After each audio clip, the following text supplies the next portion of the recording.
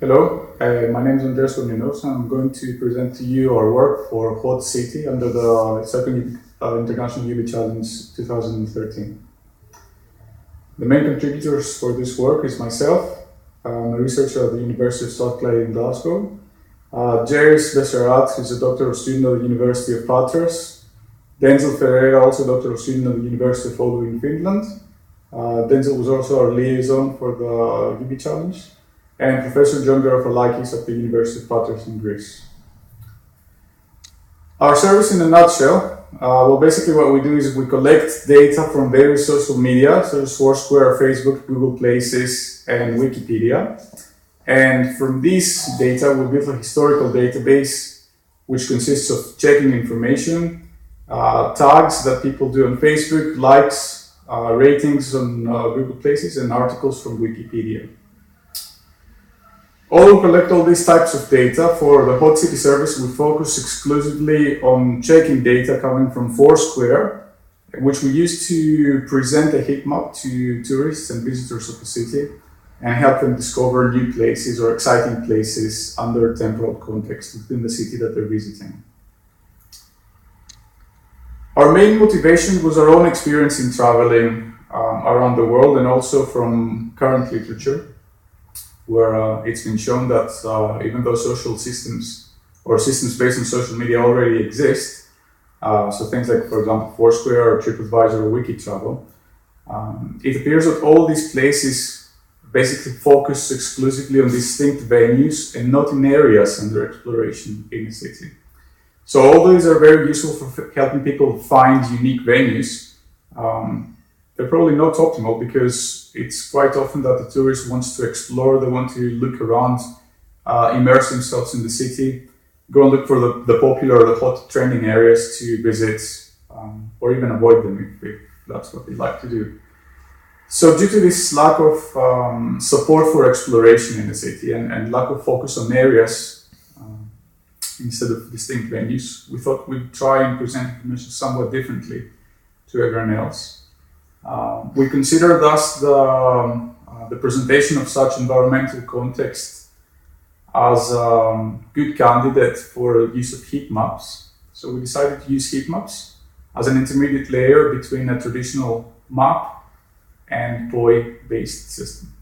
So a research question is basically, can a heat map-based visualization of environmental context solve all the problems that tourists are facing without overburdening the user? And that's what we set out to find.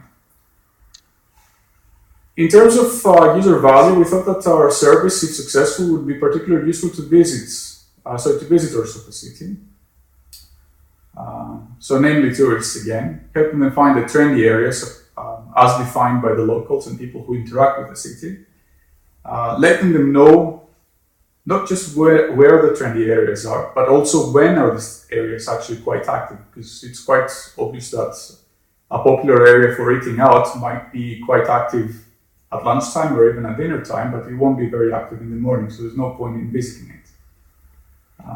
So, what are the trendy areas and when are these areas actually trendy?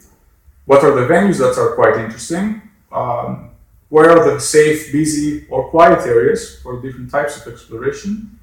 And therefore allowing tourists to better plan their itineraries and explore the city. We thought that this would also be quite useful to local residents because, particularly in larger cities, people don't always know all the neighborhoods and where all the neighborhoods are active and interesting. So helping people explore new areas and find trending venues within their own city and planning an evening out, or perhaps even avoiding all these busy areas if they want to have a quiet meeting or a quiet cup of coffee with a friend. And finally, we thought that the third type of user that would benefit from our work would be urban planners or people who offer services within the city. So being able to look at how the density of population changes throughout the day would be quite useful for things like traffic or transport planning, particularly for mass transport. And other areas of interest, like for example, policing. So, better services can be planned throughout the city. As I said before, we collect data from a variety of cloud-based APIs. All this data is aggregated on a single server. The way we do this is by setting up listening posts, if you like, that cover an area of interest. So if you see in the graph here, the circles basically represent our listening posts and the sort of active radius around them. So in our case, it was 200 meters. And what we do effectively for each of these coordinates of the listening posts, we send out a request to the various APIs every half hour, every 30 minutes. And basically ask these APIs, well, can you tell me what data is out there, what venues are out there, and the data for these venues? We collect this data and store it on one of our own servers. Particularly with regard to Foursquare, it's important to note at this point that the data that we get back is, of course, the venues that are around each listening post, the total check-ins that have been performed for that particular venue, and also the current number of check-ins at the venue. Now, there's a difference here between real-time check-ins and the concept that Foursquare uses for its check-ins. It must be said that Foursquare only reports how many people appear to be checked in, really, because what they do is once you've checked into a place, then you remain checked into that place for at least 3 hours or until you check into another place. So while somebody might appear to be checked in at a place, it could very well be that they were actually there as long as 3 hours ago and not really effectively right now. So we collect this data, and then from our database server, we can disseminate that data using various visualizations. For example, websites, the service that we're going to present to you today, applications on mobile devices. We envisage augmented reality applications in the near future, and actually we've been working towards a prototype on that. And things that we might like to do one day, like for example, adaptive street lighting. But I won't go into details about this because the presentation is about what we did in Oulu. So what we did in Oulu is we took advantage of the Pan-Oulu infrastructure that exists there. Effectively, we were using the pervasive displays that are also known as UB hotspots. These displays consist of a large touchscreen, which is connected to the internet and runs various applications as defined by people who work on the UbiOulu project. So our application basically runs on one of these touchscreens. As you can see, the touchscreen is divided in three main parts, three main panels. So panel number one here, which you can see as appearing blank, is reserved for information from the Pan-Oulu network. So there's no content related to the application that is displayed here. The actual application resides in the remaining two panels, which is this panel here and this big panel here that takes up half of the screen. So we use this smaller panel here to provide controls for the map that appears on the larger panel. The reason why we did this is because we wanted these controls to be easy to reach by people of varying height.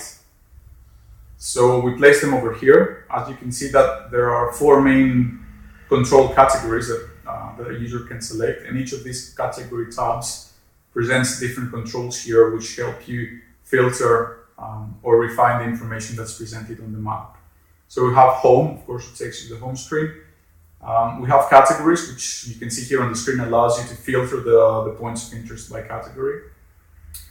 We have another tab called people, which effectively allows you to set the number of people in each venue as a minimum. So if you want to see how many people, actually how many venues have, for example, 2 people checked in right now or more, then you go here, select 2 as your minimum number of check-ins, and then the only venues you will see here are the ones that have 2 or more people currently checked in.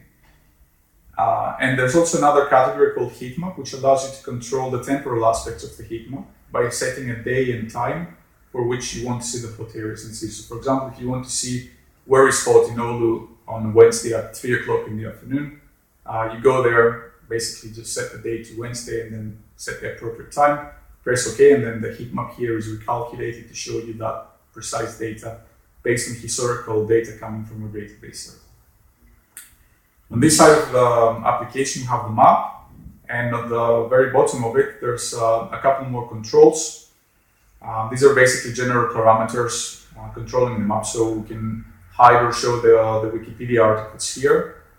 So these little points are the wiki articles. We can toggle the heat map, so we can show or hide the heat map if people don't want to see it. And also we can zoom in and out of the map by pressing plus or minus here. Additionally, panning the map is quite easy to do by just dragging across, effectively touching and dragging. Okay, so you go touch and drag to pan, and also zoom in through these buttons here. In terms of content of their service, you can see here a kind of zoomed in portion of our map, showing you the kinds of different information you can see. So first of all, quite obvious is the heat map. A standard coloring scheme. Red means hot, blue means not so hot. Okay, and this allows you to see the kind of active areas within the city. So you can see this area here has got a fair few venues around it, and it's actually quite hot, quite active for this time of day that the heat map is being displayed.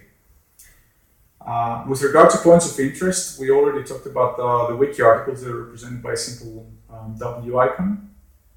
And for the rest of the points that you can see here, venues are basically represented by this little marker, this sort of basic pin marker.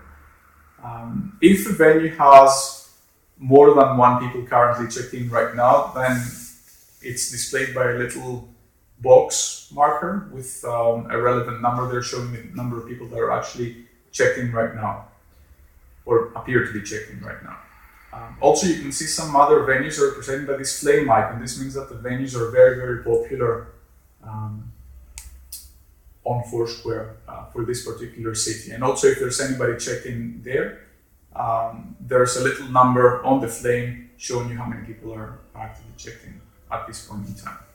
If you tap on a single venue, you get a pop-up dialog showing you details about that venue, so the name of the place, the number of total check-ins, number of people there now, okay, and then different details and tips and user tips as well. This comes directly from the Foursquare API.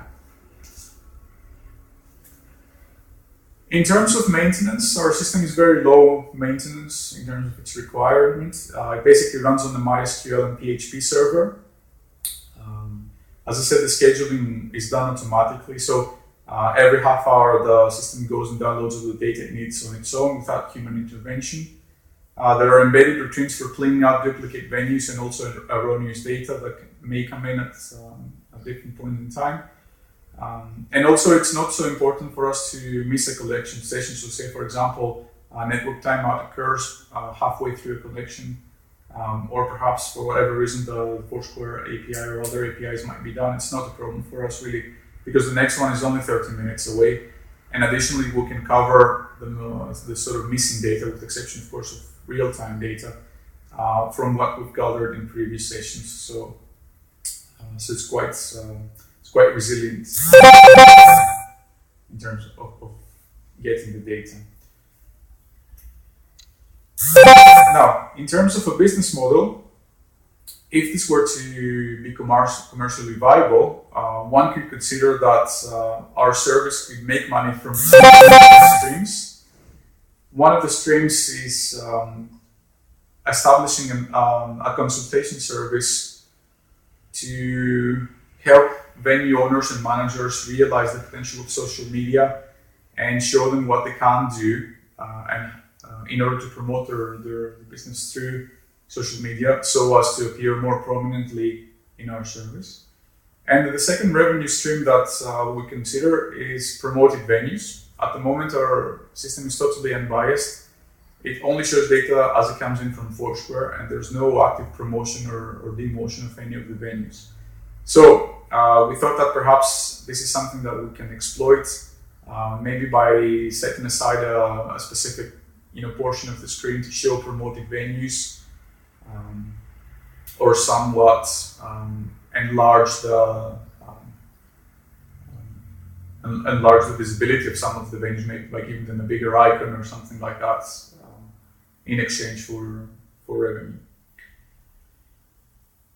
Other things that we can do through the particular stream is also implement a coupon service or a discount service that that venue managers would pay for, and of course that would be promoted actively by, again, different icons or different visualizations within our own system. In terms of running a business like that, of course the content is free, it's quite easy to obtain, there's no cost for that. In terms of the infrastructure, again, it's very, very simple. All you need is a reasonably reliable web server, so say for example, costing about $500 per year for this. But if you were to run this as a real service, you'd need at least 2 or 3 people managing customers, running after new customers, trying to promote the service and increase it. So if you had 3 people, maybe you'd need more than about $100,000 per year. So not so viable. Perhaps what would be better is if you could sell this or license this to an existing marketing or publicity agency and make it one of their products. Now, in terms of the empirical evaluation we did in order, we deployed our service in one hotspot and used 3 ethnography postgraduate students to recruit 30 participants and conducted the service on the spot. We compensated our participants with cinema tickets or USB sticks. They could choose whatever gift they wanted. And we had them fill in a pre-study questionnaire with some data about themselves. We asked them to perform 3 tasks, which involved exploring the map and selecting venues under very specific context, which was given to them in scenarios. We logged every interaction that they made with the system automatically. That's one of the functions that our system does to create its own analytics. And from that, we extracted quantitative data.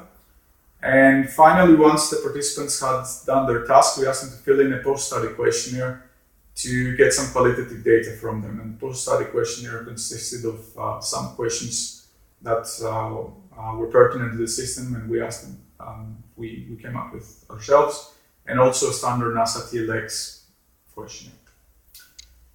In terms of our quantitative data,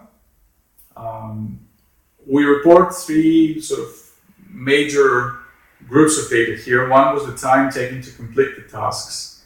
As you can see, although there are some differences between the groups that use the heat map and the groups that did not use the heat map to complete the tasks,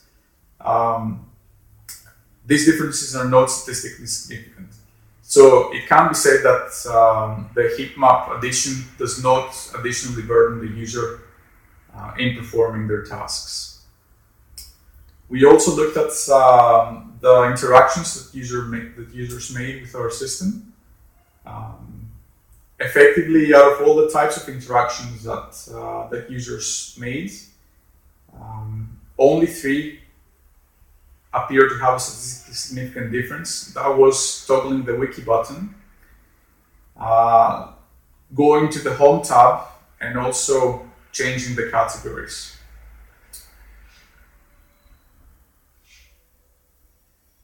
The final analysis that we did on quantitative data was basically looking at the convex hulls that encircled the points of interest that users chose for each task. So we noticed in this situation that the people that did not use a heat map chose venues that basically covered a smaller area overall than the people that used heat maps. Therefore, the people that used heat maps seemed to be more willing to explore places that were further apart, further away, and also explore a larger portion of the city overall.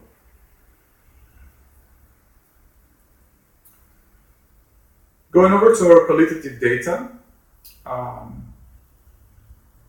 we were quite surprised that we could not find any statistical significance in the subjective ratings that we asked, our participants. So, in terms of a system being easy to learn, whether they would use the system again in the future, and the perceived complexity of the system, we could find no difference between using a heat map and not using a heat map. Again, we think that this is an indicator that the heat map does not additionally burden a user, at least certainly no more than a standard map employee system would do anyway. We didn't find any statistical significance in our NASA TLX questionnaire either.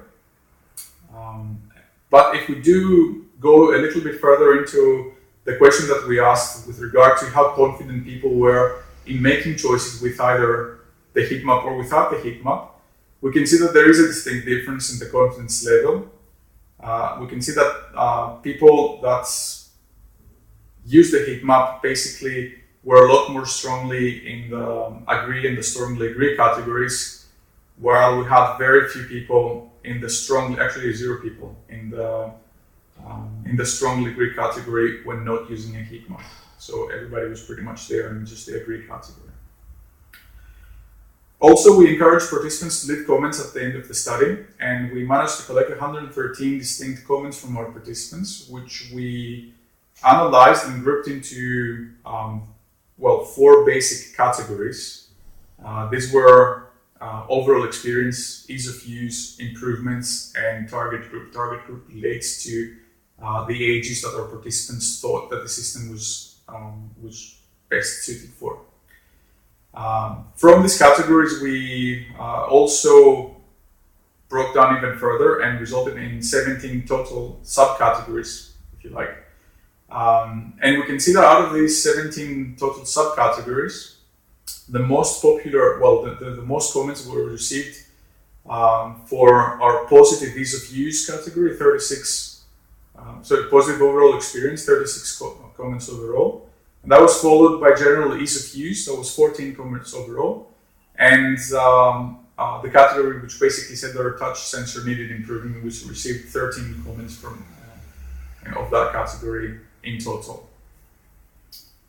So what were our key findings? First of all, we believe we found that using a heat map as an intermediate layer of spatio-temporal context did not appear to have any negative or positive effects on the experience of users at the cognitive level. Therefore, we think that visualizing data in that way is certainly worth further exploration and could result in an overall better experience for our users. We weren't able to prove that conclusively in this instance, but certainly we've got good indicators that this might be the case, particularly from the convex hull analysis, because that showed quite distinctly that people were encouraged to adopt a more exploratory behavior in that sense.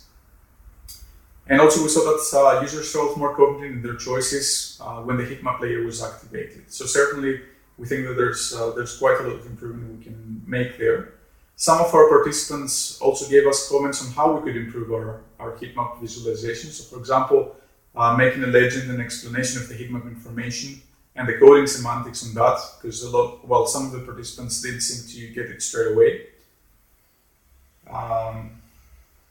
And another thing that came out of our study was, again related to semantics, was that users were not finding our POI icons quite intuitive, and this could be further explained, or this could be better designed in order to help people better or more easily understand what they mean.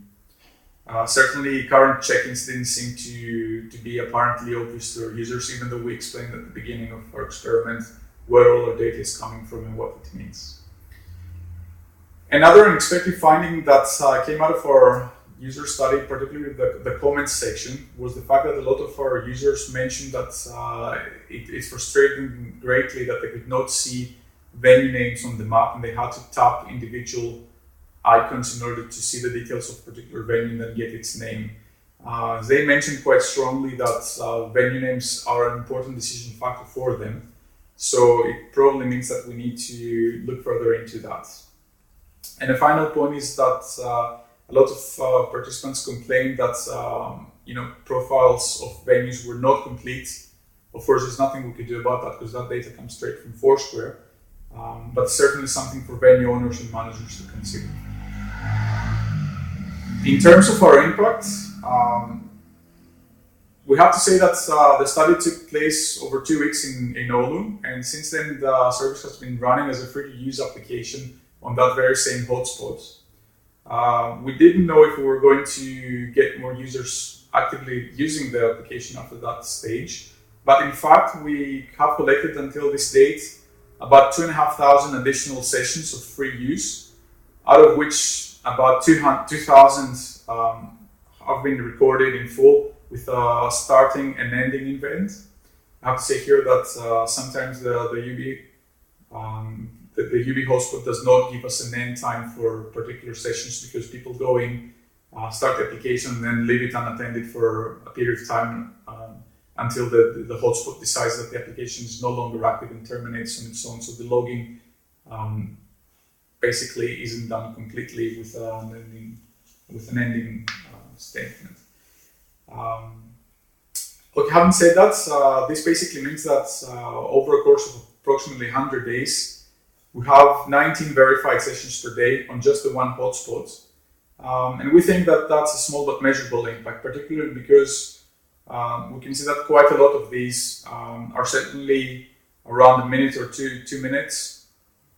There's a lot of sessions, the vast majority of the sessions that last for under 30 seconds.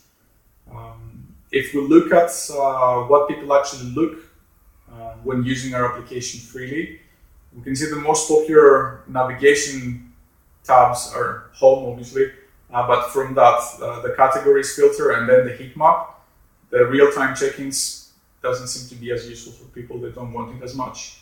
Again, that's corroborated by the fact that people change the heat map quite often. That's the most popular widget in the button category. Another thing that they choose to do quite often is hide the wikis and toggle the heat map again.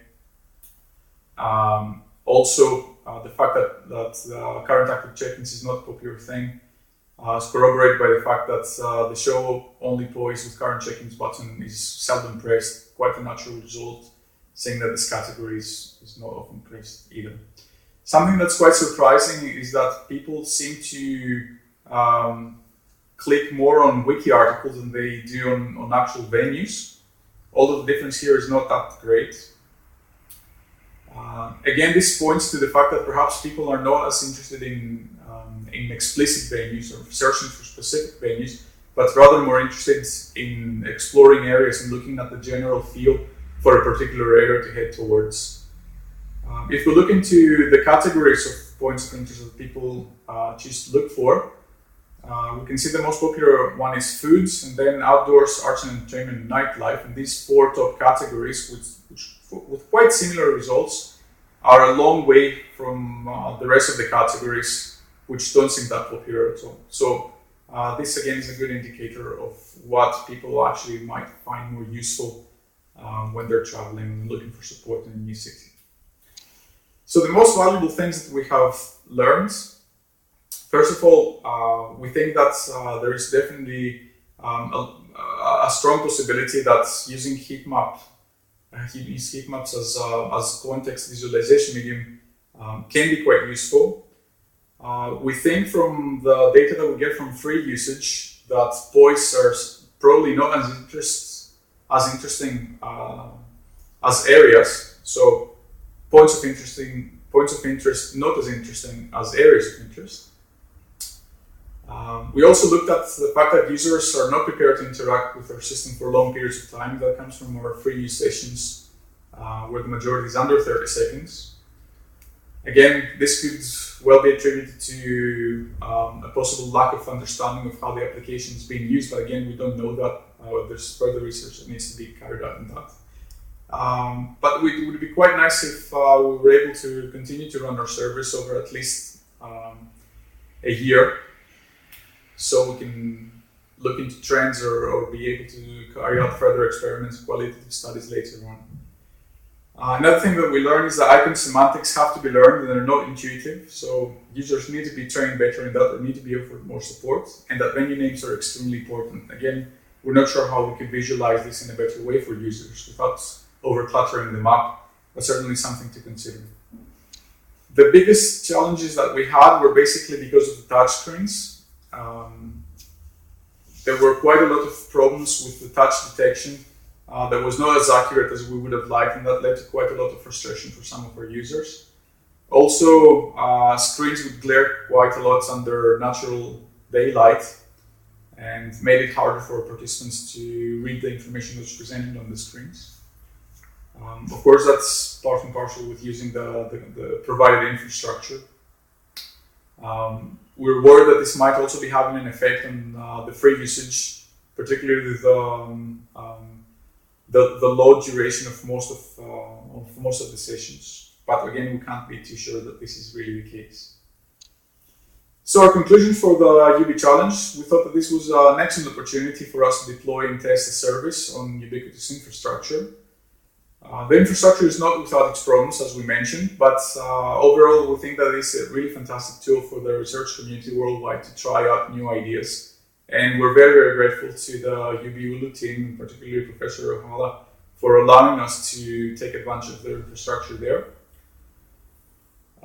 As a closing point, our field trials were, of course, a little bit artificial in that users were given very specific tasks and very specific contexts, which maybe did not apply to them, in a realistic manner. But effectively, we couldn't have done it in any other way. It's quite interesting to note that the statistics of usage from our free use sessions and the field trial sessions do differ quite a lot, and we think that this would be a nice area of research for us to go into, maybe running the service in Ulu for a year or more, maybe running over multiple hotspots and going back over the summer to do more qualitative studies and look at what people are actually doing, why they're doing it, and what drives the statistics what we observe right now in free usage. So thank you very much for your time, and we hope that you found the presentation interesting.